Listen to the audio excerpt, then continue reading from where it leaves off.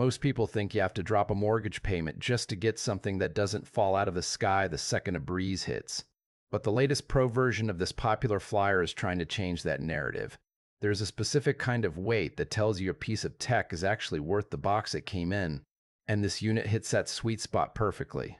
The first thing that hits you when you pull this sleek machine out of its packaging is the build quality. It feels modern. It feels lightweight. And most importantly, it feels solid.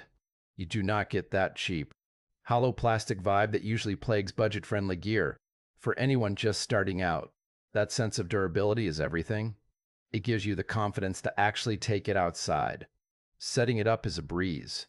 Even if you have never touched a controller in your life, you just sync the remote, pair the hardware, and make sure those batteries are topped off before that first flight. Once you hit the throttle and get it airborne, the stability is what really grabs your attention.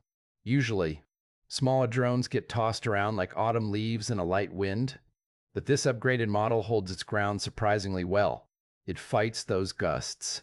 It keeps the footage steady, and it stops your hands from shaking while you try to navigate. Speaking of footage, the camera is a bit of a mixed bag depending on your environment. In broad daylight, it is honestly impressive. The colors pop. The details are sharp enough for any social media feed. And your travel shots will look surprisingly professional, but you have to be realistic about the sensor size. As soon as the sun goes down, or if you're dealing with heavy shadows and high contrast, you are going to see some grain. The image gets a bit soft, which is totally normal for a drone in this specific class. The battery life is another area where it holds its own quite well. You are not going to be staying in the air for an hour, but you get enough flight time to actually explore your surroundings, or capture a few solid cinematic sequences without constantly worrying about your landing zone. The controls feel snappy and intuitive, whether you're using the physical sticks or the companion mobile app. Those beginner-friendly modes like altitude hold and the one-key return are absolute lifesavers. They take the paralyzing fear of a crash out of the equation for newcomers. However, this is not a racing machine. When you try to push for aggressive maneuvers or top-tier speed, you will feel the hardware start to hit a ceiling.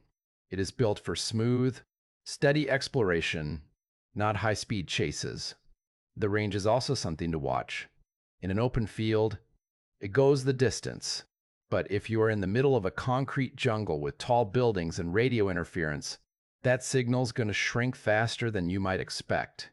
The app interface can feel a little bit cluttered too.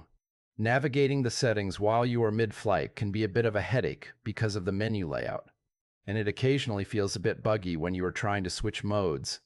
At the end of the day, this is a fantastic entry point for anyone who wants to capture the world from above without spending a fortune.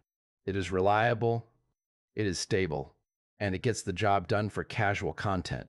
It is not a Hollywood-grade cinema tool, but for the everyday hobbyist, it is a massive win that delivers exactly what it promises.